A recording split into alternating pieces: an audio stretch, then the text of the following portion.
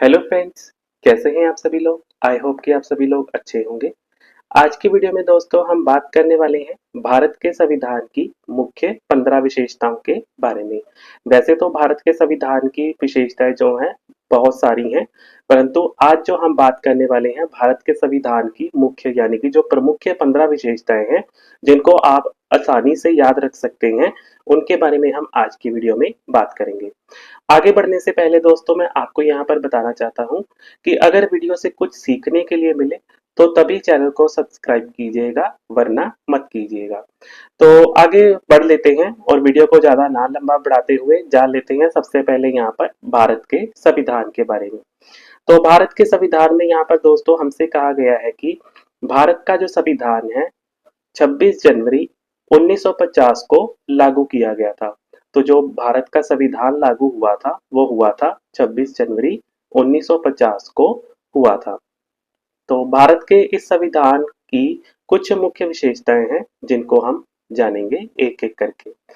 आगे बात कर लेते हैं संविधान की विशेषताओं के बारे में।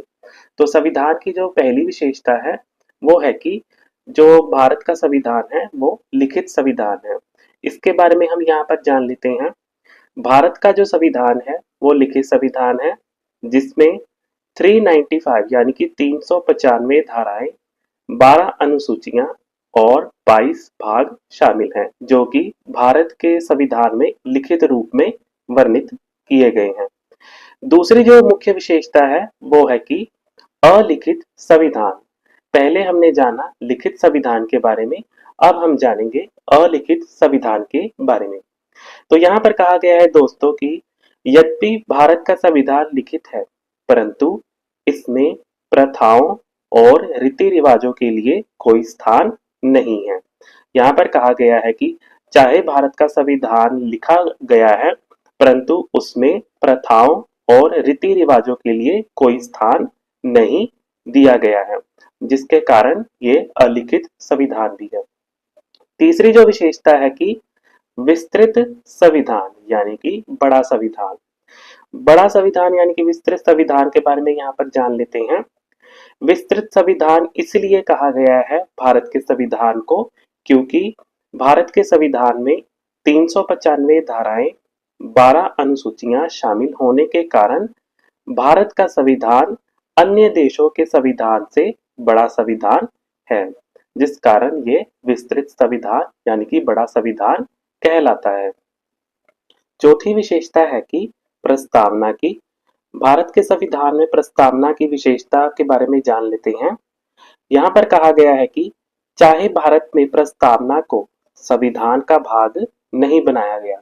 यहाँ पर दोस्तों आपको ध्यान में रखना है कि जो भारत का संविधान है उसमें प्रस्तावना को शामिल नहीं किया गया है, परंतु फिर भी भारत का संविधान प्रस्तावना के साथ ही आरंभ होता है। आपको ये ध्यान में रखना है, जो कि चौथी विशेषता है भारत के संविधान की।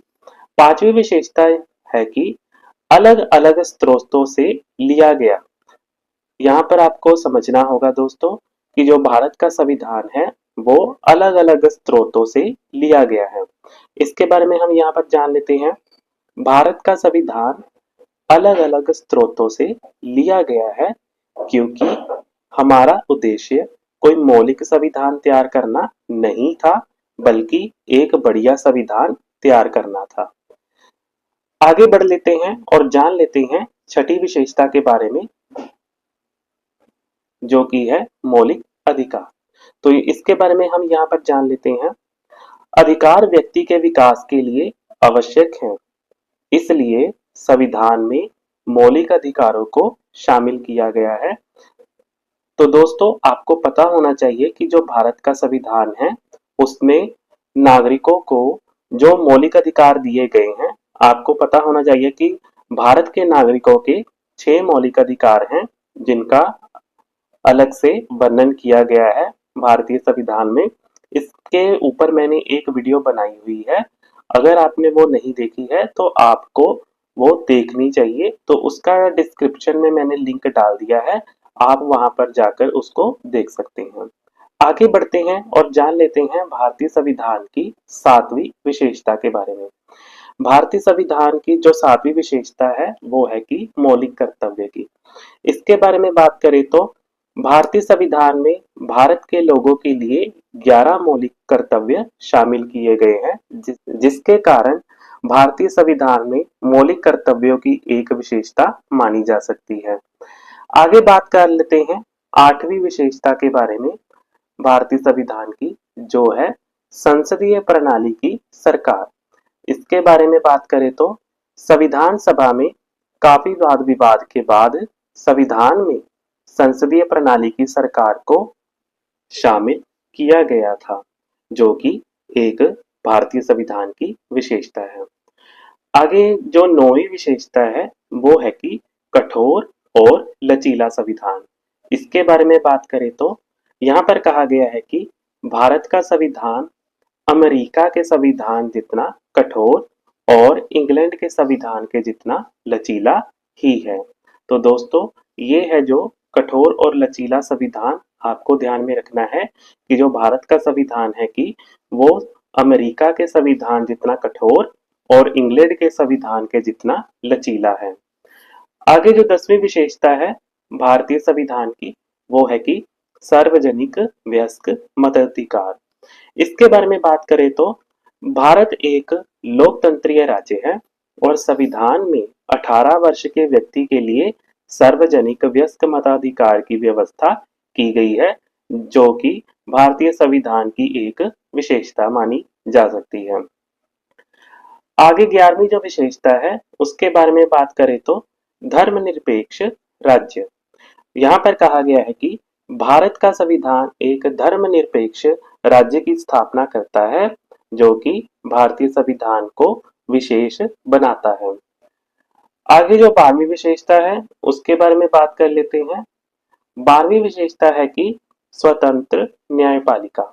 इसके बारे में बात करें तो भारत के संविधान में स्वतंत्र न्यायपालिका की व्यवस्था की गई है, जो कि न्यायपालिका को निर्णय करने में स्वतंत्र यानी कि आजाद बनाती है, जो कि भारतीय संविधान की 12वीं विशेषता है।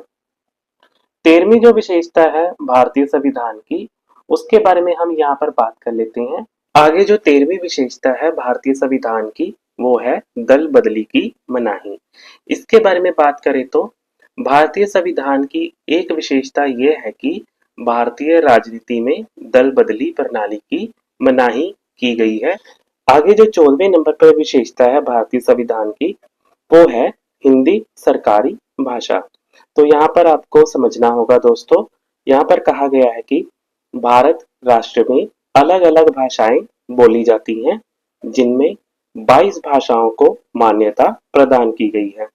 फिर भी आपसी मेल मिलाप को बढ़ाने के लिए देवनागरी यानी कि हिंदी लिपि को सरकारी भाषा के लिए चुना गया है, जो कि भारतीय संविधान की एक विशेषता मानी जा सकती है। आगे जो 15वीं विशेषता है भारतीय संविधान की वो है आपातकालीन की व्यवस्था। यहाँ पर दोस्तों कहा गया है कि विशेष स्थितियों से निपटने के लिए भारत के संविधान में आपातकालीन शक्तियों की व्यवस्था का वर्णन किया गया है, जो कि भारतीय संविधान को एक विशेषता प्रदान करता है। तो आई होप कि दोस्तों आप सभी को आज की वीडियो से कुछ सीखने के लिए मिला होगा। अगर वीडियो अच्छी लगी तो लाइक कीजिए, एक प्यारा सा कमेंट कीजिए और इसी के साथ दोस्तों मेरे चैनल को सब्सक्राइब कर लीजिए। अभी के लिए दोस्तों मुझे दीजिए इजाजत, मिलते हैं एक और नई वीडियो के साथ। धन्यवाद।